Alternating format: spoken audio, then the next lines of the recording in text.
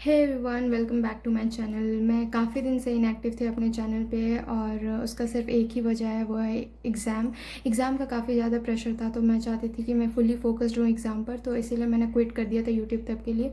तो फिर आज मैंने सोचा कि फिर से शुरू करते हैं। तो आज का वीडियो है टोटली CUET 2026 के ऊपर कि मैंने कैसा मेरा एग्ज़ाम कैसा गया एक्चुअली, तो उसके बारे में ये वीडियो है। मेरे 2 दिन एग्ज़ाम थे। पहला था 15th ऑफ मई को एंड दूसरा था 28th मई को। तो मुझे 5 दिन का गैप मिला था, जो कि इनफ था रिविज़न वगैरह के लिए। तो डेट्स मेरे काफ़ी अच्छे थे, तो मुझे उसमें कोई परेशानी नहीं हुई। तो पहला मेरा एग्ज़ाम था 15 को, जिस दिन मेरे 3 सब्जेक्ट्स के एग्ज़ाम थे एंड 28th को फिर 2 सब्जेक्ट्स के। मेरे टोटल 5 सब्जेक्ट्स थे। तो जो 15th ऑफ मई है, उस दिन मेरे 3 एग्ज़ाम थे। उसमें से मेरा था English and then political and economics. तो मेरे ये 3 सब्जेक्ट्स थे, 2 डोमेन और 1 लैंग्वेज था। तो मैं जब वहाँ सेंटर पे गई तो सब काफ़ी अच्छा था एंड मेरा सबसे पहला शुरू होता है इंग्लिश से। और मैं इंग्लिश में काफ़ी श्योर थी, क्योंकि मैंने इंग्लिश के लिए बहुत अच्छे से प्रिपेयर करा था, लाइक बहुत अच्छे से। मैंने बहुत सारी वोकेबलरी देखी थी, ईडियम्स, फ्रेजेस, सब कुछ बहुत अच्छे से देखा था और ग्रामर वगैरह भी मैंने काफ़ी अच्छे से देखा था।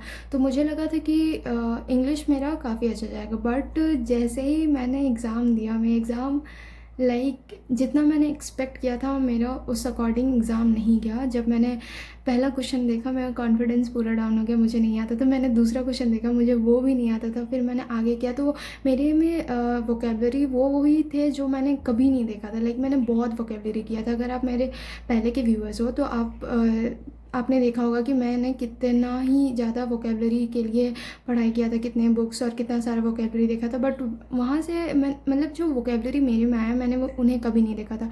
उसके बाद फ्रेजेस भी, ईडियम्स भी, एंड देन मेरे में रीअरेंजमेंट के काफ़ी ज़्यादा क्वेश्चंस थे और वो बहुत लेंदी थे, तो मुझे बिल्कुल भी आसान नहीं लग रहे थे। और इसी वजह से मेरा इंग्लिश काफ़ी मैंने जैसा सोचा था वैसा बिल्कुल भी नहीं गया और टाइम भी मैं मैनेज नहीं कर पाई। जो लास्ट के पैसेज होते हैं ना, लास्ट के 2 पैसेज में वो प्रॉपर्ली रीड भी नहीं कर पा रही थी। बस मैं जल्दी जल्दी कंप्लीट कर रही थी। मैं नहीं चाहती थी कि बस मैं जल्दी जल्दी करूं, क्योंकि नेगेटिव मार्किंग का भी आपको ध्यान रखना पड़ता है। बट स्टिल मुझे करना पड़ रहा था, क्योंकि टाइम ही नहीं था। तो मेरा पेपर भी अच्छा नहीं गया और टाइम भी मैंने मैनेज नहीं कर पाया। फिर इसके तुरंत बाद मेरा था पॉलिटिकल। वो काफ़ी लेंदी था पॉलिटिकल का एग्ज़ाम, और काफ़ी डेप्थ से क्वेश्चन था और काफ़ी अगर आपने डीप अंडरस्टैंडिंग से पढ़ा है तो ही आप वो क्वेश्चंस कर सकते थे, वैसे थे। बट मेरा ठीक ठाक वो पॉलिटिकल चला गया। एंड देन फिर लास्ट में इकोनॉमिक्स था। इकोनॉमिक्स का क्वेश्चन मुझे बहुत डिफ़िकल्ट लग रहा था, बहुत डिफ़िकल्ट, क्योंकि मैंने बहुत इकोनॉमिक्स पढ़ा था, लेक्चर्स देखा था, नोट्स एंड पूरा बुक अच्छे से पढ़ा था। और मैंने अड्डा 24/7 का बैच लिया था। अगर आप मेरे पिछले वीडियोस देखे हैं तो देखे होंगे, तो मैंने वहाँ से भी बहुत सारे चैप्टर वाइज टेस्ट दिए एंड देन फिर मॉक पेपर्स, प्रीवियस क्वेश्चंस, वो सारे दिए थे। लेकिन पता नहीं एनटीए कहाँ से क्वेश्चंस लेके आते, कुछ भी सिमिलर नहीं था। एक क्वेश्चन भी सिमिलर नहीं था। पता नहीं कहाँ से वो क्वेश्चंस फ्रेम करते हैं एंड मुझे डिफ़िकल्ट लग रहा था। पर फिर मैंने किया जैसा तैसा। तो ऐसे करके 15th ऑफ मई वाले 3 एग्ज़ाम मेरे गए। Now coming to the next day of examination which was on 20th of May. तो उस दिन मेरे 2 पेपर थे। एक था मेरा हिस्ट्री और दूसरा था मेरा जीटी। तो पहले मेरा हिस्ट्री होता है, पहले मेरा हिस्ट्री होता है। तो हिस्ट्री के क्वेश्चंस ना बहुत डेप्थ से थे। मैंने हिस्ट्री का बुक बहुत अच्छे से रिवाइज़ किया था, बहुत अच्छे से 2-3 बार मैंने रिवाइज़ कर लिया था। एंड फिर मैंने मॉक पेपर्स लगाए थे, प्रीवियस ईयर क्वेश्चंस कुछ किए थे और चैप्टर वाइज क्वेश्चंस तो मैंने प्रॉपरली किए थे सारे चैप्टर्स के। तो मैं भी बहुत श्योर थी कि हिस्ट्री मेरा काफ़ी अच्छा जाएगा। वैसे ख़राब नहीं गया, बट स्टिल पता नहीं एनटीए कहाँ से क्वेश्चंस फ्रेम करते।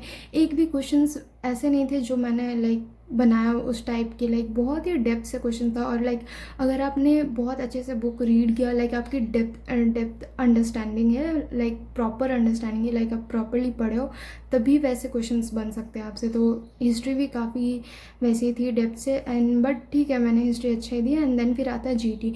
जीटी लाइक मैंने एक्सपेक्ट किया था कि डिफ़िकल्ट होगा, बट कंपैरेटिवली इजी थे। मेरे मेरे लाइक मेरा थोड़ा क्वांट में प्रॉब्लम होता है, तो क्वांट के ज़्यादा क्वेश्चंस नहीं थे। लाइक उसमें रीजनिंग के थे, स्टैटिक जीके के बहुत क्वेश्चंस थे, और करंट अफेयर्स के 2 क्वेश्चंस थे। तो मैंने पूरे साल का करंट अफेयर्स किया था, बट 2 ही क्वेश्चन आए, तो ज़्यादा उससे आए नहीं। बट स्टैटिक जीके के बहुत क्वेश्चंस थे, एंड रीजनिंग के थे। मैंने रीजनिंग का सारा किया, स्टैटिक का किया, फिर क्वांट के उतने नहीं थे, और कुछ कुछ मेरे से बन भी नहीं रहे थे क्वांट के। बट स्टैटिक मेरा मतलब जीटी के जैसे पेपर मैंने मतलब प्रीवियस ईयर्स का देखा था, और मॉक पेपर्स मैंने दिया था, उस अकॉर्डिंगली जीटी का पेपर मुझे ठीक ही लगा। ऑल्दो मेरा बहुत अच्छा नहीं गया, क्योंकि स्टैटिक इतना वास्ट है कि आप कवर नहीं कर सकते, और उससे बहुत क्वेश्चन आए थे। तो वो सब में मैं श्योर नहीं हूँ कि सही होगा कि गलत होगा। फिर आपके नेगेटिव मार्किंग का भी ध्यान रखना पड़ता है। एंड फिर मैंने क्वांट के भी कुछ कुछ छोड़े थे, तो ये सब देखते हुए मुझे बहुत अच्छा नहीं गया। बट मैंने जितना डिफ़िकल्ट जनरल एप्टीट्यूड को सोचा था, उस अकॉर्डिंगली वो अच्छा ही आया था। तो ऐसे करके मेरा एग्ज़ाम गया। तो मैं नहीं कह सकती कि मेरा एग्ज़ाम काफ़ी बहुत ज़्यादा अच्छा गया, बट ठीक ठाक गया। अब देखते हैं रिजल्ट्स पे क्या होता है। So comment down and let me know your experience of CUET 2026 in the comment box. So thank you for watching. That's it for today. Bye bye. Sorry, bye bye.